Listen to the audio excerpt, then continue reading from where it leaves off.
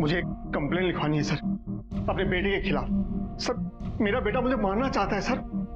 आज सुबह उसने मुझे मारने की कोशिश की है। आपको बात समझ में नहीं आती ना? आज ये किस्सा खत्म ही कर दे। रोड के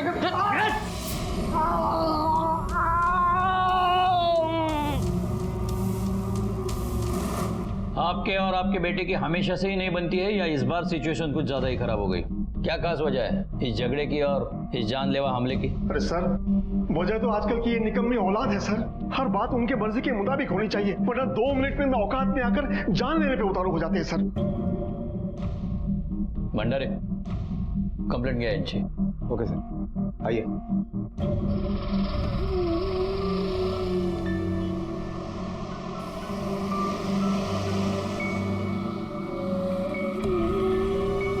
₹2 और आपके 100 रुपीज के लिए अब तक 30 रुपीज बाकी है।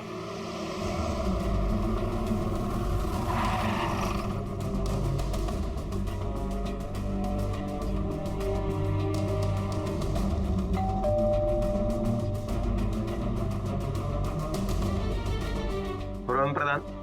हाँ, नहीं। तुम्हारे पिताजी उदय प्रधान ने तुम्हारे खिलाफ कंप्लेंट की है कि तुमने उनकी जान लेने की कोशिश की। सर, मेरा बेटा मुझे मारना चाहता है सर। आज सुबह उसने मुझे मारने की कोशिश की है। इसी सिलसिले में तुमसे पूछताछ करना चाहते हैं हम। बाबा ने पुलिस कंप्लेंट की है? सर, कुछ गलत फहमी हुई है। मैं उनसे बातचीत कर रहा था तो एक्सीडेंटली वो गिर गए। बाबा, बाबा, you're crossing your limit, बाबा। बाबा, मतलब वो धक्का एक्सीडेंट था? हाँ सर। लेकिन वो झूठ क्यों बोलेंगे अपने ही बेटे के खिलाफ? मालूम नहीं सर। ये तुम्हारी वाइफ है?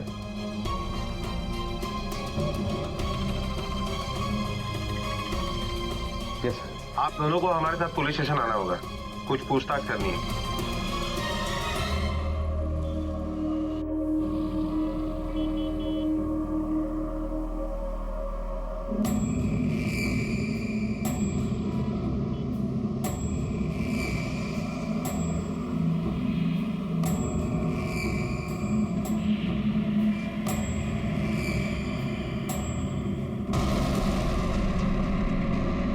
सर, रोहन ने ऐसा कुछ नहीं किया कि आप उसे यहाँ पे रखो। बाबा ने जानबूझ के झूठा इल्जाम लगाया है। बच्चे की और खानदान की वारिस की चाह ने उनको अंधा कर दिया है। बाबा तो फिर भी ठीक है, लेकिन आई तो हद ही कर देती है। थक गई हूँ मैं दूसरों के नामकरण में नेक चढ़ाते चढ़ाते। लोग मुझे पूछते हैं, विद्या जी आप कब दादी बनेगी? सुनकर ऐसे लगता है कि चुल्लू भर पानी में डूबकर मर जाऊं। क्या बताऊं मैं उन्हें कि मेरी बहू की बस की बात नहीं है। हाँ, वो बांझ है। आई काई का बोलते तू?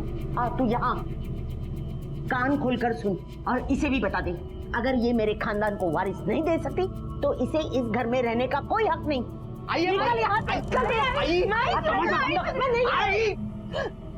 कहीं नहीं जाने वाली हो, समझी तो? सर, हमारी शादी को 8 साल हुए, लेकिन हमें बच्चा नहीं हुआ। इस बात को लेके आई और बाबा दुनिया भर की बातें सुनाते रहते हैं। पता नहीं क्या जादू कर दिया इसने तुझ पर, जो तुझे बच्चा भी नहीं चाहिए तो अपने माँ बाप भी दिखाई नहीं देते। हम तेरी दूसरी शादी करवा देंगे, देखना 1 साल में बच्चा हो जाएगा। बाबा, एक बच्चे के लिए मैं सरिता को सड़क पे नहीं छोड़ सकता। ये डिस्कशन मेरे लिए अब भी खत्म हो गया है। ऐसे कैसे डिस्कशन खत्म? रोहन, रोहन, तू सरिता को नहीं छोड़ सकता ना? तो ठीक है, अपने माँ बाप को ही छोड़ दे। निकल जा इस घर से। जब बाहर निकल कर बाबा,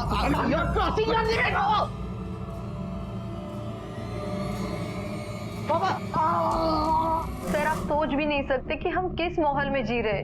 रोहन ने कुछ नहीं किया सर, प्लीज आप उसे छोड़ दीजिए। सर,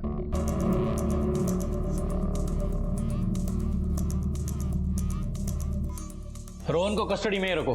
भंडारी चलो। सर, मैंने रोहन ने कुछ नहीं किया सर। रोहन ने कुछ नहीं किया सर।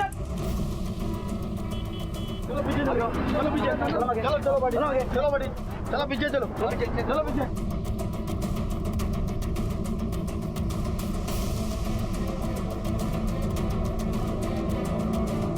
सर, बॉडी को काफी टुकड़ों में तोड़ा गया है। लगता है किसी आदमी की बॉडी है। इस बॉडी को देख के ऐसा लगता है कि इसका खून काफी घंटे पहले हुआ है और कहीं बाहर मार के यहाँ फेंक दिया गया है। और ये बॉडी ऐसी छोड़ने की वजह हमारे टोल नाके पे की नाकाबंदी भी हो सकती है। जिसने भी ये किया है वो बॉडी को कहीं और ठिकाने लगाना चाहता होगा या होगी। लेकिन यहाँ छोड़ के चला गया। भंडारी, एक काम करो, आसपास के पुलिस स्टेशन में कहीं 35-40 साल की आदमी की मिसिंग कंप्लेंट आई है कि नहीं, ये देख लेना जरा। Okay sir.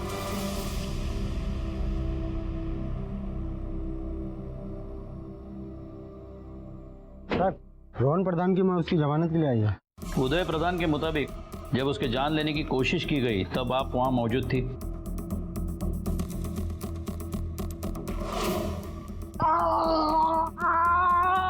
मैंने क्या कहा शायद आपने सुना नहीं। मैंने पूछा जब यह हादसा हुआ तब आप घर में थी या नहीं? नहीं, मैं घर में नहीं थी, मंदिर गई थी। और मैं यकीन के साथ कह सकती हूँ, मेरा बेटा झूठ नहीं बोल रहा है। अगर रोहन कह रहा है कि ये एक्सीडेंट है तो यही सच होगा। उसके बाबा को कुछ गलतफहमी हुई हो। किस घर में अनबन नहीं होती साहब, इसमें कौन सी बड़ी बात है। ठीक है, आप ले जा सकती है इसे। कोशिश कीजिए कि ऐसी बातें घर में ही सुलझाए, क्योंकि अक्सर ऐसे झगड़े झूठी कंप्लेंट और गलतफहमी से शुरू होकर मर्डर तक पहुंचते हैं।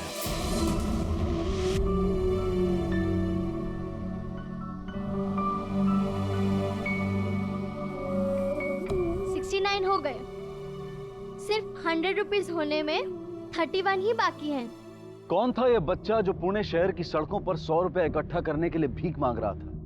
देखने में तो वो अच्छे घर का लग रहा था, तो फिर वो बेघर होकर क्यों और कैसे सड़क पर आ पहुंचा?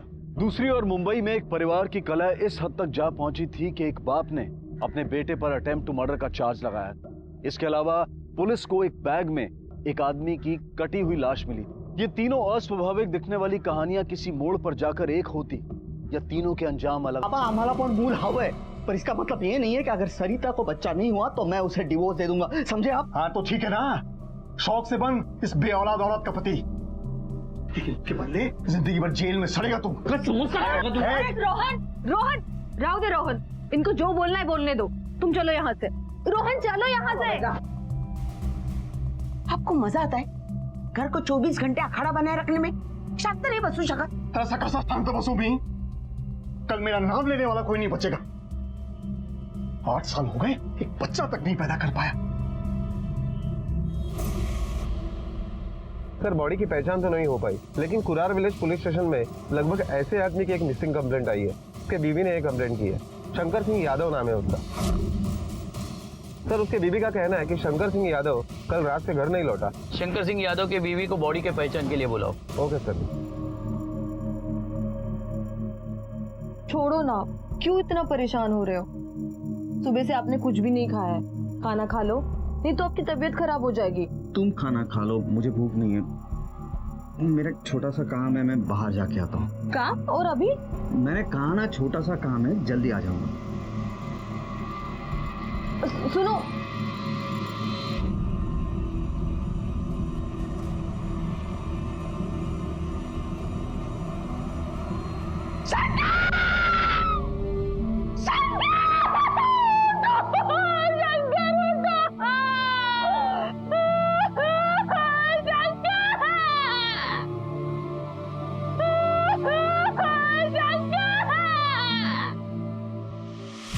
Ten, 20, 26, 31, 73, 99, 100. Yes!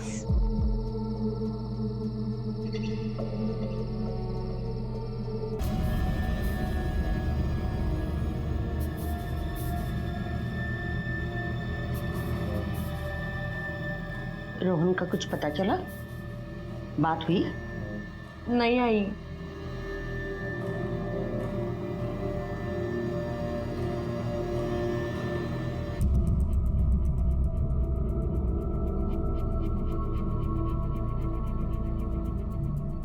काय प्रॉब्लेम विद्या?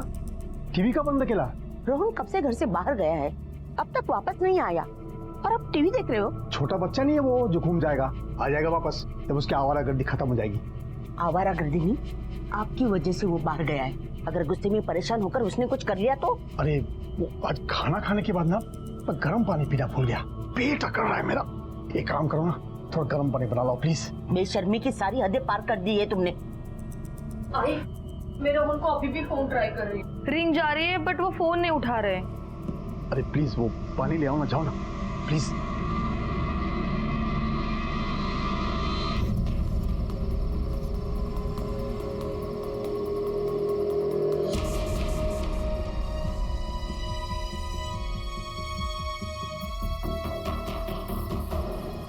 ए चमेली, ये रोज का आना है इसका। क्या रे, आज देर की तो नहीं आने में?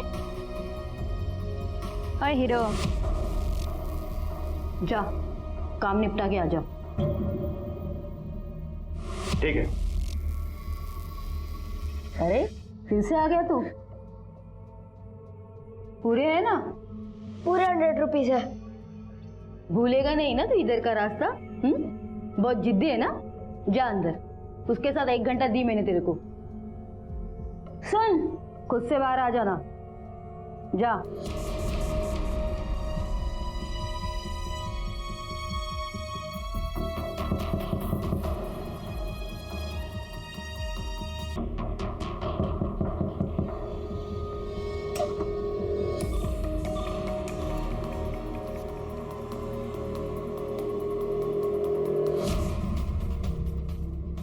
शंकर का किसी के साथ कोई झगड़ा, कोई दुश्मनी थी? नहीं साहब, हमारे पति बहुत ही सीधे साधे इंसान थे, कभी किसी से छोटा मोटा झगड़ा भी नहीं की। हमें तो समझ में ही नहीं आता कि कौन उनको इतना बुरा मौत दिए। कहा था कहाँ जा रहा है? नहीं साहब, रोज की तरह काम के लिए निकले, कुछ नया नहीं था कि वो हमको बताया। उसके साथ आखिरी बार बात कब हुई? दोपहर को उनका फोन आया था, हमें कहे कि शाम को जल्दी आएंगे, खाना मत बनाना, खाना बाहर खाएंगे। लेकिन वो लौटे ही नहीं, ना उनका फोन आया। हमने कई बार उनके मोबाइल पे फोन किया, लेकिन फोन नॉट रीचेबल आ रहा था। हम उनका सुबह तक इंतजार किए, सोचा अब आएंगे तब आएंगे, लेकिन वो तो। सर, हमने शंकर के पड़ोसियों से पूछताछ की, उनका यही कहना है कि शंकर बिल्कुल नेक, सीधा साधा इंसान था। शंकर ने अपने कंपनी की इंश्योरेंस पॉलिसी जिन जिन क्लाइंट लोगों को बेची थी, वो भी क्लाइंट यही कह रहे हैं कि शंकर से उन्हें कोई प्रॉब्लम नहीं थी। सर, ऐसे नेक, सीधे साधे, शरीफ इंसान का कत्ल कौन कर सकता है? भंडारी, शराफत कोई छोटी वजह नहीं है। मैंने अपने करियर में इतने कितने केसेस देखे, शराफत की वजह से किसी के बीच में रोड़ा बन गए और मारे गए। एक काम करो, अपने किसी कांस्टेबल को शंकर सिंह के इंश्योरेंस ऑफिस भेज दो और उसके सारे क्लाइंट्स की डिटेल हिस्ट्री निकालो। हमें शुरुआत वहीं से करनी पड़ेगी। Okay sir.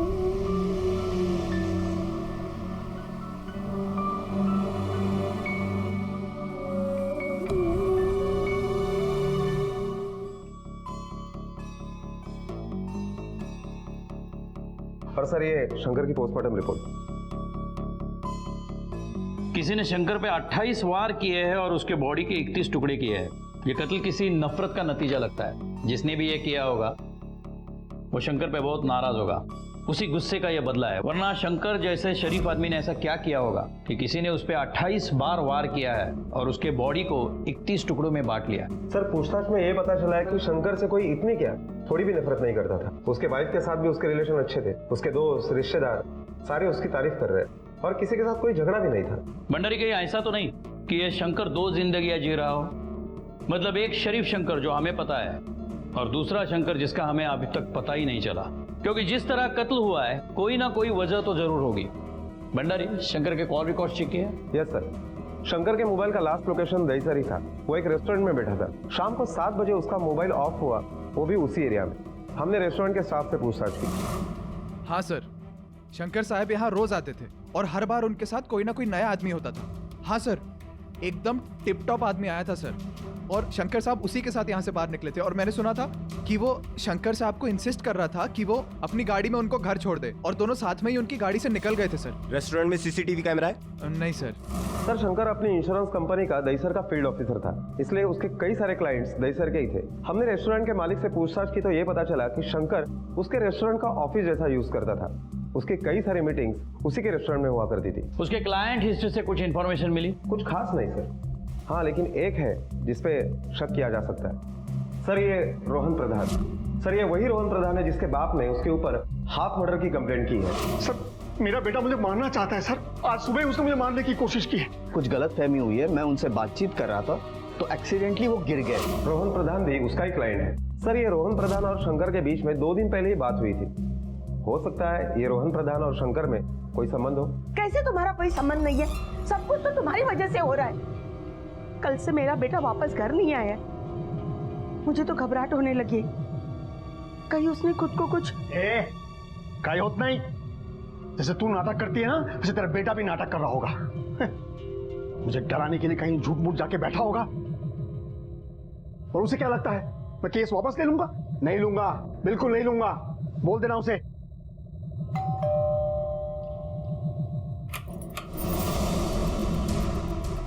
रोहन को बुलाइए, हमें उससे पूछताछ करनी है।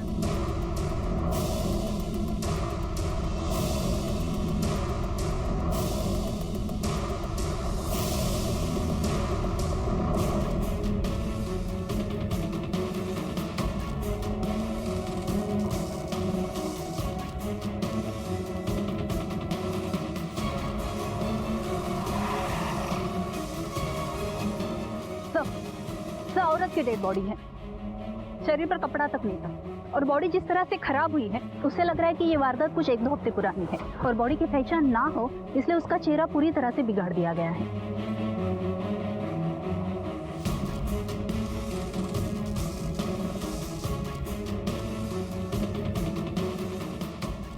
आसपास कुछ मिला? नो सर, न कोई कपड़ा, न मोबाइल, न पर्स, कुछ भी नहीं मिला। खूनी ने पूरी कोशिश की है कि बॉडी की पहचान ना हो पाए। आसपास के सभी पुलिस स्टेशन पर पता करो, हो सकता है किसी महिला की कोई मिसिंग कंप्लेंट हो। सर मैंने ऑलरेडी चेक किया है, लेकिन पिछले कई दिनों से किसी भी औरत की कोई मिसिंग कंप्लेंट दर्ज नहीं हुई है।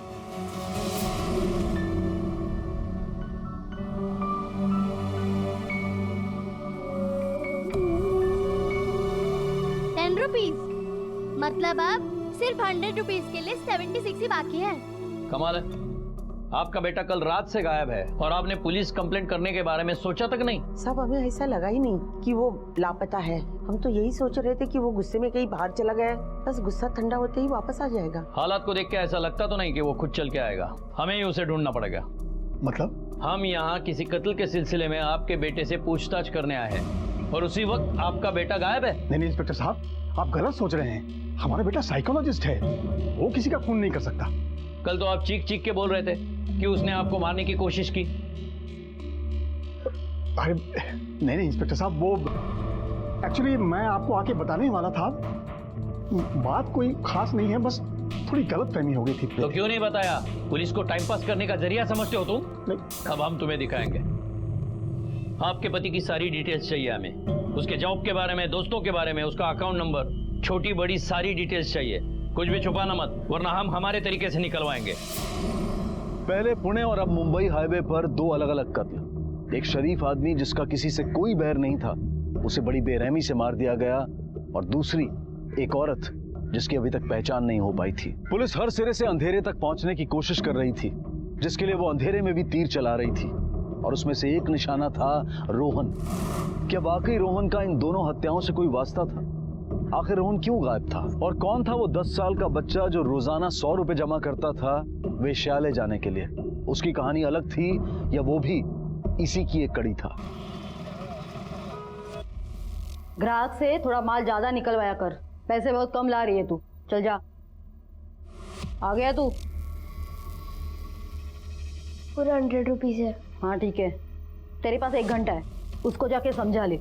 अगर नहीं मानी ना तो उसको बोलना कि मैं उसको मार के कुत्ते को डालेगी। मेरे काम नहीं आ रही तो किसी के तो काम आएगी। चल जा।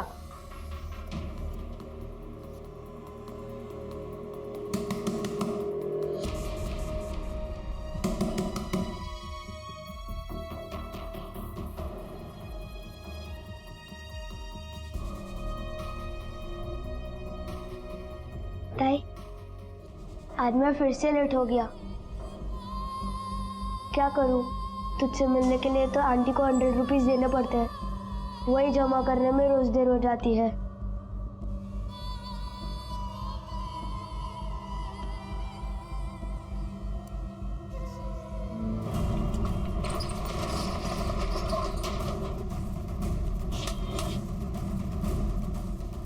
तावडे, इकडे चेक करा।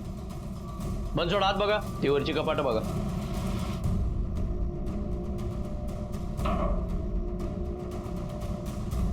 भंडारी, ये रोहन का बाप उदय प्रधान बोलता था उसका बेटा फेमस साइकोलॉजिस्ट है. काम से फुर्सत नहीं मिलती उसे. यहाँ तो ऑफिस में रिकॉर्ड के नाम पे कोई क्लाइंट लिस्ट नहीं, केस फाइल नहीं, बुक्स नहीं, कुछ भी नहीं है. सर, ये इस बिल्डिंग का वॉचमैन है. ये रोहन प्रधान का ऑफिस है. हाँ सर. तुम्हारे साहब या उनके क्लाइंट कभी आते हैं? क्लाइंट को तो आते देखा नहीं. रोहन साहब कभी कभी आते हैं, कभी अकेले आते हैं, कभी अपनी बीबी के साथ आते हैं. ठीक है तुम जाओ. शुक्रिया. भंडारी, ये रोहन प्रधान साइकोलॉजिस्ट का काम करता है या नहीं? कहीं ऐसा तो नहीं इस काम के आड़ में कोई गोरख धंधा चला रहा हो? फिलहाल तो ऐसा ही लग रहा है सर. और अगर कोई दूसरा धंधा करता है तो साइकोलॉजिस्ट होने का झूठ क्यों बोल रहा है?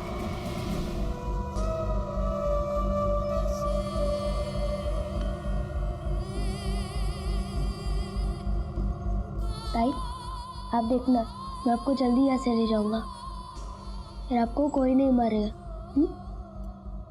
तू छोटा भाई है मेरा, फिर भी कैसे बड़े भाई की तरह ध्यान रखता है ना. ताई, हम जल्दी यहाँ से भाग जाएंगे. और बाबा,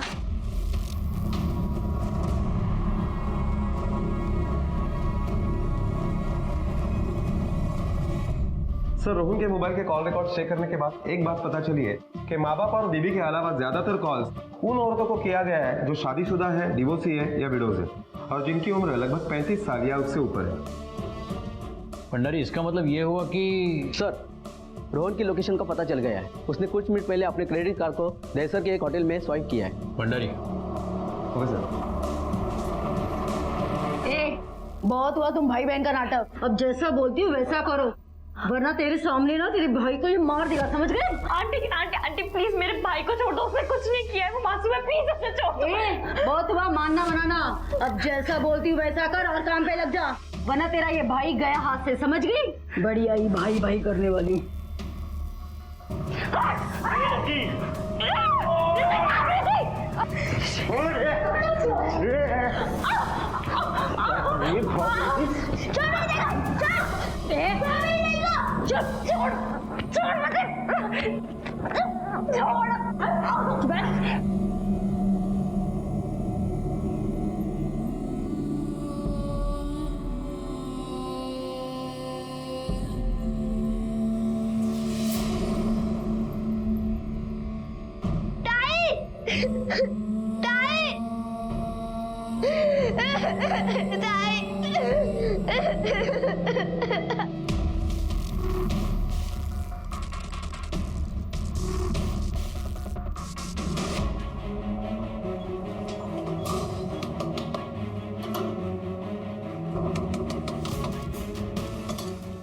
चलो मिस्टर साइकोलॉजिस्ट.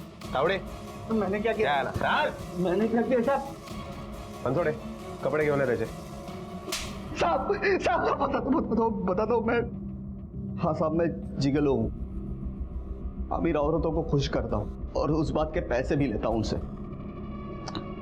जो खुशियाँ उनके पति नहीं दे पाते ना, वो खुशियाँ मैं उन्हें देता हूँ. तू खुद को साइकोलॉजिस्ट क्यों बताया तूने? सीधे सीधे कहता समाज सेवा करता हूँ. हाँ, और तेरा यही खुश करने का रिश्ता है ना शंकर के बीवी के साथ? शंकर? कौन शंकर साहब? वही शंकर जिसके पास से तूने इंश्योरेंस पॉलिसी ली थी. अब बताता है या? याद आया सर. ये मारो मत सर. हाँ सर, मैंने शंकर के पास से पॉलिसी ली थी. 2 दिन पहले उससे फोन पे बात भी हुई थी पॉलिसी के प्रीमियम के बारे में.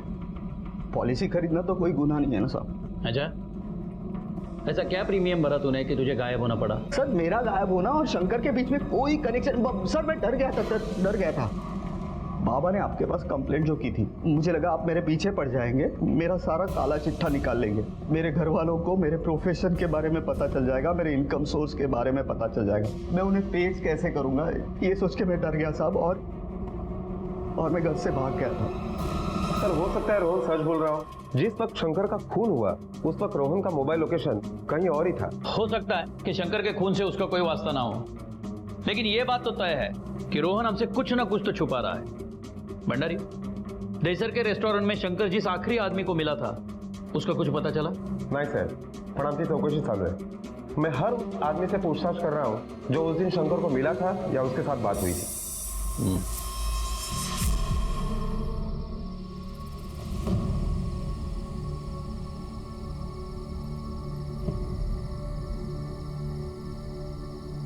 ताई ताई ताई उठो ना, ताई उन्होंने मैं छोड़ दिया है। ताई ताई उठो ना, ताई ताई उठो ना, ताई उठो ना, उन्होंने हमें छोड़ दिया है। ताई उठो ना ताई ताई उठो ना। क्या देखते हो उसको? वो मर गई हो। प्रशांत लेके जा, जला डाल। बॉडी यहाँ भी रहेगी ना तो बात मरेगा उसका। ताई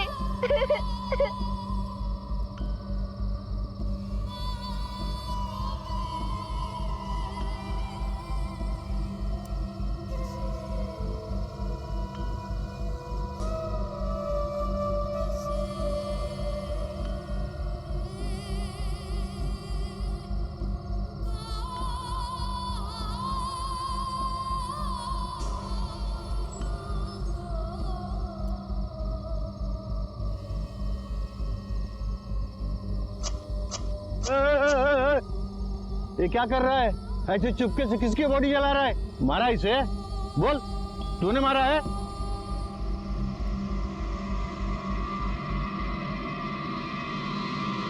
एक मिनिट, माझं नाव अक्षय आहे. भंडारी साहेबांनी बोलवलं होतं मला. चला या.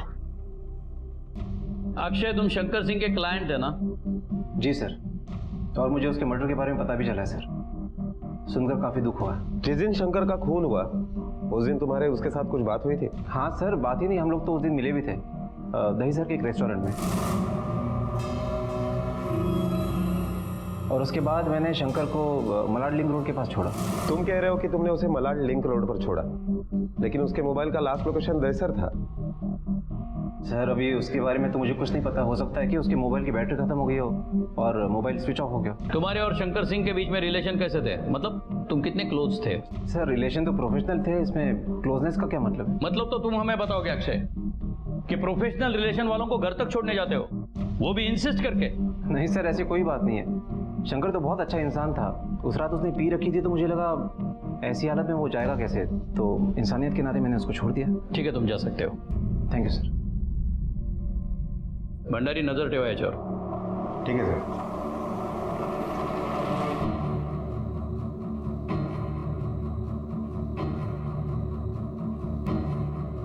बेटा, वो आपकी ताई थी, आपने मारा उसे? तो क्या आपको पता है कि आपके ताई को किसने मारा? उसके प्रोफेशन के बारे में तो हमें पता चल चुका है, लेकिन अभी भी कुछ बात है जो रोहन हमसे छुपा रहा है. अगर आप लोगों को कुछ पता है कि इतना नीच काम करके उसने पूरे खानदान का नाम खराब कर दिया है, उसे सजा तो मिलनी ही चाहिए. अच्छा है जेल में सड़े. अब इतनी सारी औरतों के साथ उसने संबंध बनाए रखा, अधम किया है, इसलिए भगवान ने उसे औलाद नहीं दी. ऐसे कैसे हो गया? मुझे कभी कोई हिंट क्यों नहीं मिली? वो मुझे बहुत प्यार करते, साफ दिखता है. मेरी खुशी के लिए पिछले कई महीनों से हर वीकेंड वो मुझे होटल ले जाया करते थे, वो भी इसी शहर के. मतलब? रोहन कहते थे कि ये हमारी लव ट्रिप्स है. वो मुझे अपने घर के माहौल से दूर रखना चाहते थे. एक्चुअली हम हमारा बच्चा ट्राई कर रहे थे.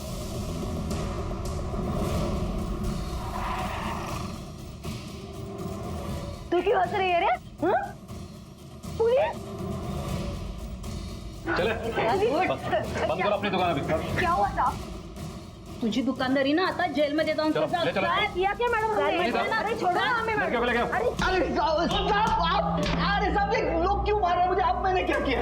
हस्बैंड और वाइफ को बच्चा नहीं होता तो वो डॉक्टर के पास जाते हैं. तू अपने बीवी को लेके होटल जाता था. चल, तेरे इस अनोखे इलाज की सही वजह बता. क्यों जाता था वहाँ? क्या करता था वहाँ जाके तू? सब खुद की बीवी को लेके जाना कोई गुनाह तो नहीं है. भंडारी, आई एम श्योर कि ये रोहन सिर्फ फैमिली से बचने या अपने बीवी से प्यार जताने के लिए होटल में नहीं जाता होगा. कुछ और वजह है होटल में जाने की. एक काम करो, होटल के मालिक से पूछताछ करो। मैं रोहन के बीवी से एक बार फिर मिलता हूँ। मिस्टर एंड मिसेस रोहन प्रधान में आपने कुछ अजीब बात देखी? ऐसा कुछ नोट नहीं किया सर, लेकिन मिस्टर रोहन और उनकी वाइफ बहुत ड्रिंक किया करते थे। जब भी होटल में आते थे दोनों बहुत पिए हुए होते थे और अपने होश में नहीं होते थे। और सर एक बात, ये देखिए।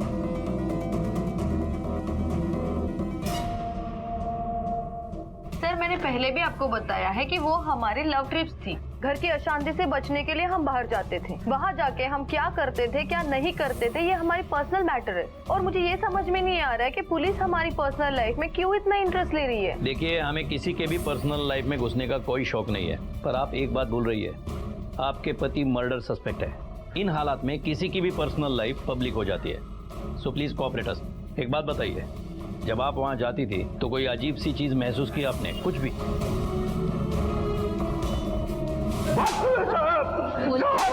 बता, बोलता हूँ, बता। लाइन में साहब मैंने मारा था दोनों बच्चा लोग को। साहब वो कचरे के ढेर के पास मैंने फेंका उन लोगों को। मैंने सब ये आंटी के बोलने पर किया था। वो क्या है ना साहब, मारा मारी हमारे धंधे में कौन सी नई बात है। लड़कियों को मनाने के लिए सब कुछ करना पड़ता है ना मैडम। वो मैं कब से उसको बता रही थी, वो मान ही नहीं रही थी। कमाने की वजह मेरा घाटा ही कर रही थी। दोनों बच्चे मिले कहाँ तुम लोगों को? चल बोल। मैडम वो पिंपरी चिंचोट है ना, उधर मिले थे मेरे को। इधर उधर नहीं, तारीख बता। तब वो 14 फरवरी। ऋषि और पल्लवी का अपहरण और उस औरत का कत्ल एक ही दिन, एक ही जगह, एक ही वक्त में हुआ था। क्या ये एक इत्तेफाक था या इसके तार भी आपस में जुड़े हुए थे? एक बात तो तय थी कि ऋषि सभ्य घर का अच्छा बच्चा था, लेकिन वो वहां कैसे, क्यों और किन हालात में पहुंचा? इन दोनों बच्चों की पहचान तो हो गई थी, लेकिन वो औरत कौन थी? और मुंबई में हुआ वो शंकर सिंह का कत्ल, उसकी असलियत क्या थी? ये सब इत्तेफाकन एक दूसरे से जुड़ रहे थे या फिर ये एक ही कहानी के अलग अलग सिरे थे? सर मैंने होटल के रजिस्टर्ड से भी ये कंफर्म किया है कि जब जब रोहन और सरिता इस होटल में आते थे तब अक्षय भी इस होटल में आता था। भंडारी, ये अक्षय भी शंकर का क्लाइंट था और कत्ल के दिन शंकर को मिलने वाला आखिरी आदमी भी। ये इतने सारे इत्तेफाक एक साथ नहीं हो सकते। एक काम करो, इस अक्षय को स्कैन करो। कुछ भी इंफॉर्मेशन छूटनी नहीं चाहिए। क्या करता है, हर वीकेंड होटल क्यों जाता है, और इस रोहन के साथ इसका क्या वास्ता हो सकता है, सब पता करो। Okay sir.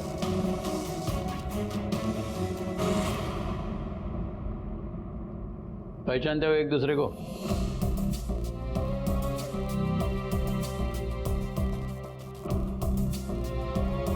नहीं सर।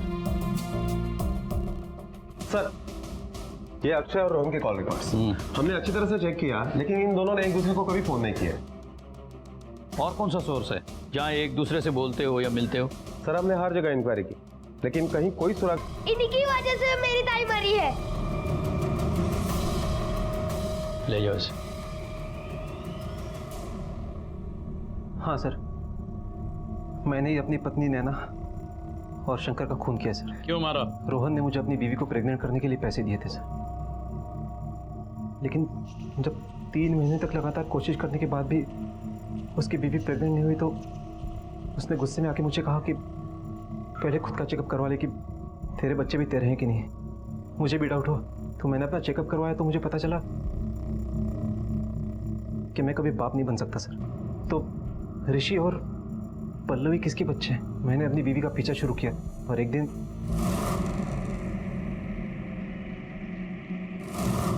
मैंने जानबूझकर अपनी बीवी और बच्चों के साथ पूना की ट्रिप प्लान की सर। अरे नहीं, मैं पूना में हूँ। और मौका देख के पिंपरी और पूना के बीच में अपनी बीवी का खून कर दिया।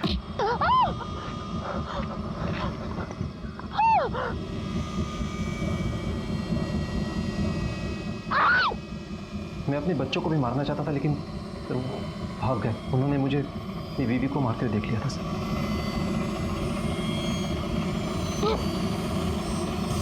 मैं मुंबई आकर काम के बहाने से शंकर से मिला और उसे लिफ्ट देके एक सुनसान जगह पे ले गया। और गाड़ी यहाँ पे क्यों रुका? जरा प्रेशर आ रहा है, हो गया।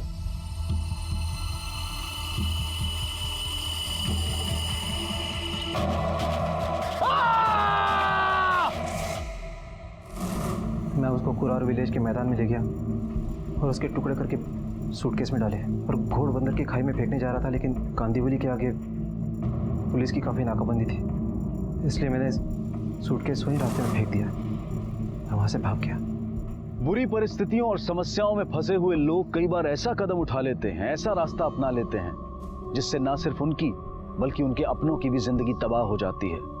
और ऐसे ही स्वार्थी लोगों के कर्मों का भुगतान करना पड़ा ऋषि, पल्लवी और सरिता जैसे मासूम बेगुनाहों को। अक्षय को शंकर और नैना के कत्ल के जुर्म में और रोहन को सेक्स ट्रेड और अपनी पत्नी सरिता का बलात्कार करवाने के जुर्म में अदालत ने कड़ी सजा सुनाई। सही रास्ते कुछ हासिल हो तो जरूर लें, वरना व्यर्थ की छटपटाहट में गलत रास्ता अख्तियार होगा और जेल में ही जिंदगी पूरी होगी। इसी विचार के साथ अब मैं अनूप सोनी आपसे विदा लेता हूं। फिर मुलाकात होगी अगले एपिसोड में जुर्म की एक और कहानी के साथ।